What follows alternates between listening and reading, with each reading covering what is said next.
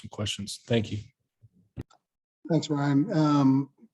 Just truthfully, just happy to get out of there with a win.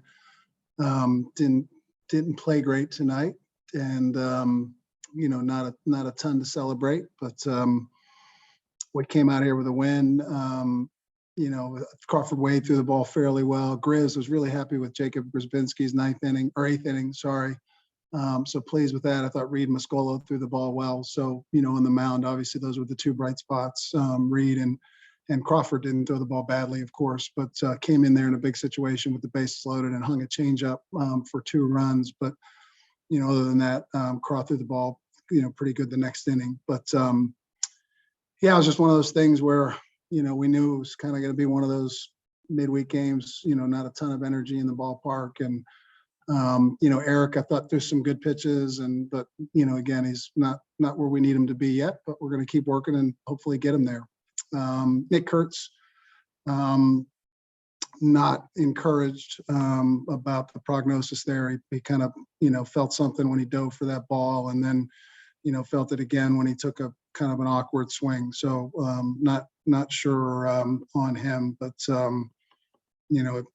I think at best he's questionable for the weekend and probably questionable for the rest of the year based on what I'm seeing and hearing. So, again, too early to say. Don't want to overreact right now, but not encouraging. But hopefully we'll have Danny Corona back on Friday. And again, if Nick can't go, then next man up. We got to find a way. Tom, I know you said you knew this game would be a bit of a grind, but you guys have been able to grind away at some of these midweek games. What have you guys been doing well to kind of get these? I think the last 3 of them have all been like 2, 3, and 4 run games. Tonight's 1. So. Yeah, we've made some good pitches when we needed to. Again, our bullpen's been pretty solid in these games for the most part. Again, they scored 4 in the first 2 innings and then ended with 5. So, anytime, you give up 1 run in 7 innings out of your bullpen, you got to be pretty happy with that effort. So, again, I thought in these games, Elon and Coastal and UNC Greensboro, we've really kind of gotten it done in the last few innings with our bullpen.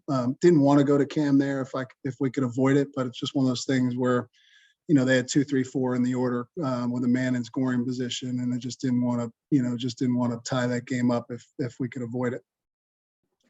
There a balancing effort here with how sloppy and unclean this game was, and then the positive of winning and getting a win after a disappointing weekend? Yeah, we needed a win. Certainly, we've got especially, a game like this at home, when you're worried about your RPI, you have to win this game. And fortunately we've put ourselves in position where we're worried about our RPI. So that's a good thing. So it was, I would put this in the must-win category, and we found a way. Tom, kind of what's the next step for Eric Adler from this point? What did you see from him, and what's the next step to try to get him to where you want him? Yeah, we just got to keep working. I mean, again, he's working his tail off. He's doing some good things in the bullpen. He threw a couple of good, he threw some good breaking balls and some good cutters. He didn't have as good fastball tonight. You saw his velocity was kind of fluctuating because he's just kind of searching for something in his delivery right now. So, we've just got to continue to try to get him more and more athletic. And, he's such a good athlete, and he's got such a gifted arm that if we can just get him to the point where, he can trust his athleticism and feel how he moves, then, I think it'll come quickly. But, next step for him is, he'll be on the board this weekend, out of the bullpen Saturday or Sunday. Probably won't start him next week, I wouldn't think. Probably go with Reed next Tuesday and Seth Keener next Wednesday. I would imagine next week. So, again, it's just one of those things where we've, we're just going to run him back out there probably on Saturday or Sunday, and, see if he can continue to make strides. If you are down Nick for any length of time, is Adam Cesiri the answer at first base? Man, that's a great question. I don't have a good answer. He didn't look great today, but he hasn't been over there much. But he found a way to make the plays. we could go Danny Corona over there like we did against Elon and play either Seagal or Broderick at second, or even Bennett at second, and get an extra outfielder in there. And that's probably what we would do, truthfully, is, at least against the right-handed pitcher, maybe play Corona at first and get Chris Katz or Kyle Joy in the lineup in the outfield, would be my first reaction to that. But we're going to, we've got an off day tomorrow, so we'll get some guys out here for some work tomorrow and see what it looks like. We'll get, we'll even look at Tinsman there some, and see what that looks like, and maybe catch Cueto. That might be an option too. I know you don't have a prognosis, but what was the nature of Nick's injury? Was it like an oblique or something like that?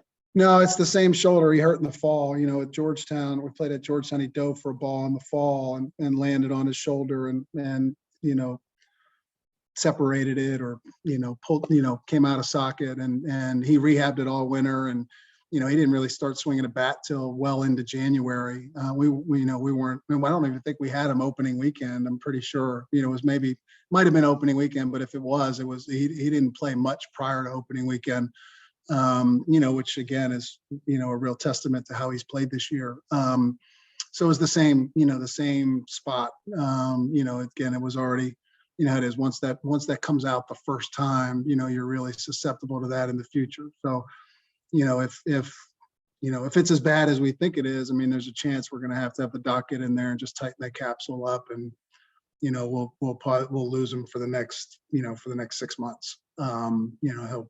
We'll get him ready for the tail end of the fall and headed into the spring. Hopefully that's not the case, but again, certainly a possibility for sure. And then Jake Reinisch, Jake Reinisch is our best option at first. Jake's been battling his throwing arm. So, if we can get Jake's arm in shape and where it needs to be, then he would be option one at first base. Certainly. So he has not been throwing the ball with a great deal of velocity recently. So I got to check with Jeff Strom on where he is, but if we can get Jake right, then he would be the ideal situation.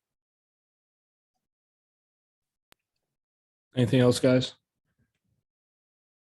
Thanks, Coach. Appreciate your time. All right. Thanks, guys.